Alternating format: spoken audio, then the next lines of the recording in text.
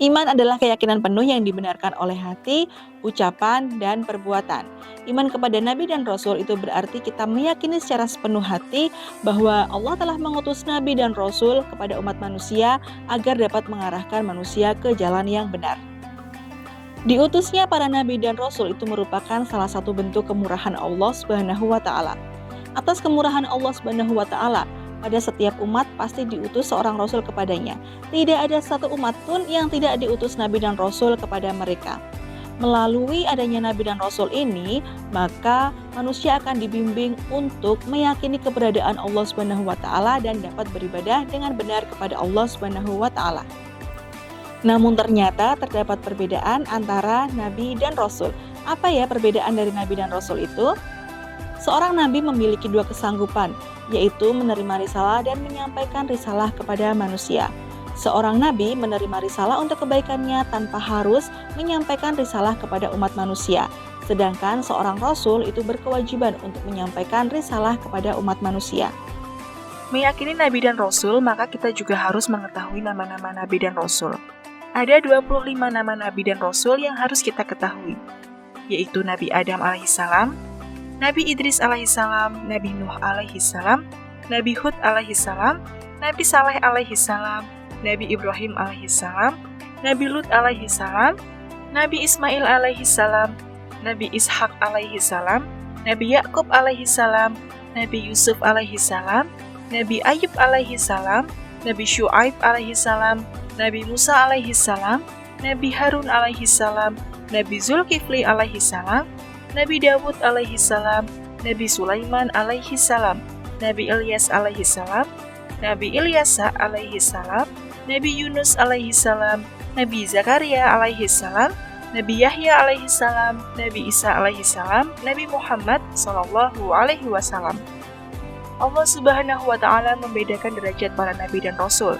Di antara para nabi dan rasul Allah, ada yang memiliki derajat yang disebut dengan ulul azmi. Kata ulul azmi berasal dari dua kata, yaitu ulul dan azmi. Ulul berarti memiliki atau mempunyai, kemudian azmi memiliki arti teguh atau tekad yang kuat. Rasul-rasul ulul azmi berarti rasul-rasul yang memiliki keteguhan hati dalam menghadapi setiap kesulitan dalam menyampaikan tuntunan Allah kepada umatnya. Mereka memiliki kesabaran, ketabahan, dan keteguhan sikap dalam berusaha mencapai tujuan yang telah ditetapkan. Gelar yang diberikan kepada 5 orang Rasul yaitu Nuh alaihissalam, Ibrahim alaihissalam, Musa alaihissalam, Isa alaihissalam, dan Muhammad sallallahu alaihi wasallam. 5 Rasul ini memiliki kesabaran, ketabahan, dan keteguhan yang luar biasa dalam menjalankan tugas menyampaikan risalah kepada umat.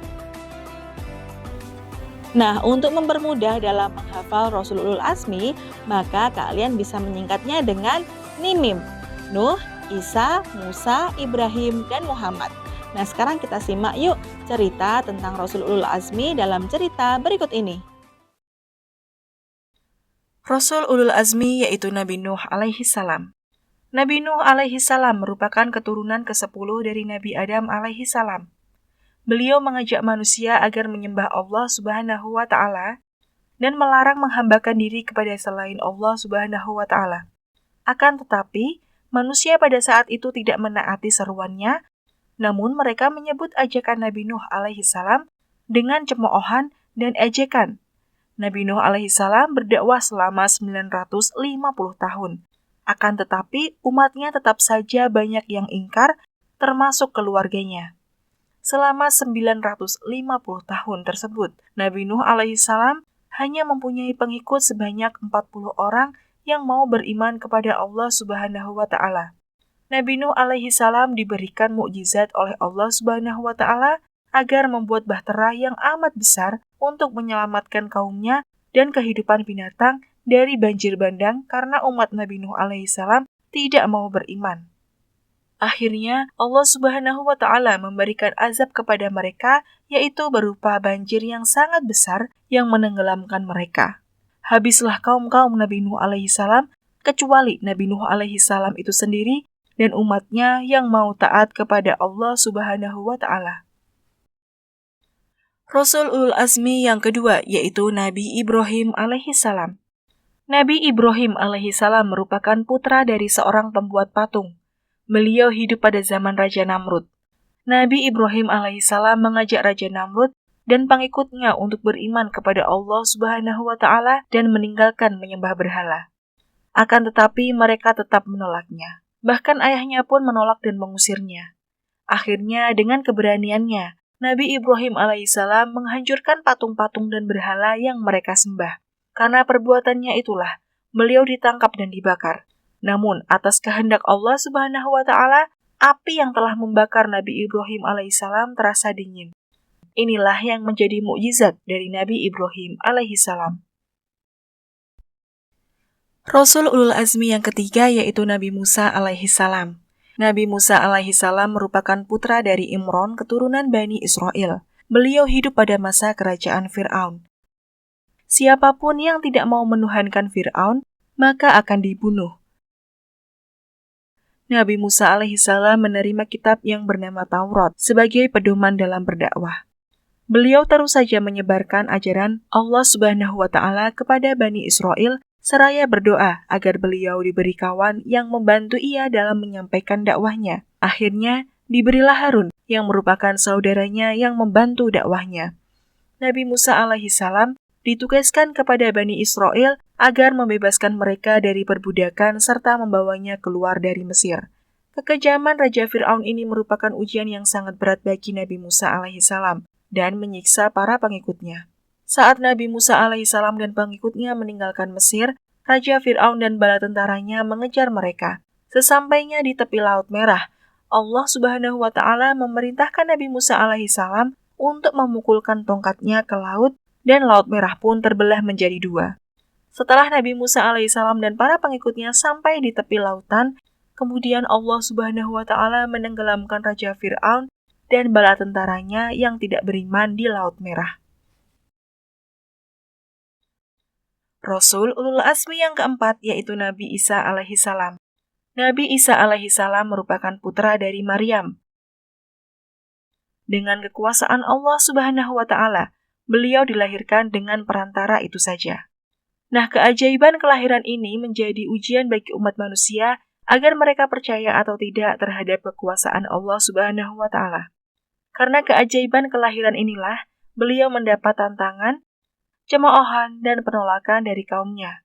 Namun beliau tetap sabar dan tabah serta terus mengajak umatnya untuk beriman kepada Allah Subhanahu wa Ta'ala.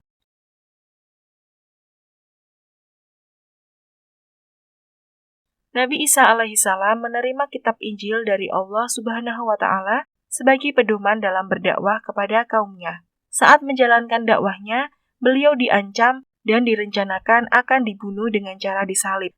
Namun Allah Subhanahu wa Ta'ala menyelamatkan Nabi Isa alaihissalam dengan cara mengangkat ke langit. Kemudian, saat penangkapan Nabi Isa alaihissalam, ternyata yang ditangkap dan terbunuh adalah orang yang diserupakan dengan Nabi Isa alaihissalam, yaitu Yahuza atau Yudas. Hal ini berarti Nabi Isa alaihissalam adalah salah satu nabi yang masih hidup sampai sekarang. Rasul ulul azmi yang terakhir yaitu Nabi Muhammad sallallahu alaihi wasallam. Nabi Muhammad sallallahu alaihi wasallam sejak kecil sudah terkenal sebagai orang yang jujur, tabah, sabar, bertanggung jawab dan pekerja keras, sehingga beliau diberi julukan Al-Amin atau terpercaya.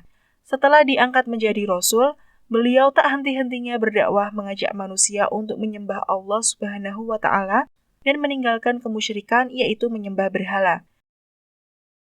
Nabi Muhammad sallallahu alaihi wasallam mendapat kitab yaitu Al-Qur'an yang merupakan susunan dari beberapa wahyu Allah yang disampaikan kepada kaumnya.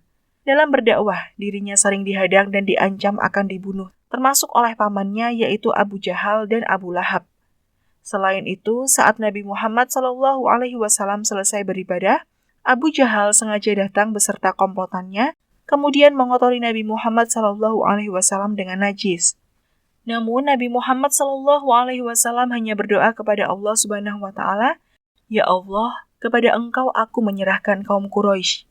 Di samping itu, tidak sedikit para pengikutnya yang disiksa bahkan dibunuh oleh kaum Quraisy karena banyak ancaman yang ditujukan kepada Nabi Muhammad Shallallahu Alaihi Wasallam dan para pengikutnya. Allah Subhanahu wa Ta'ala kemudian memerintahkan Nabi Muhammad Shallallahu Alaihi Wasallam dan pengikutnya untuk berhijrah ke Madinah.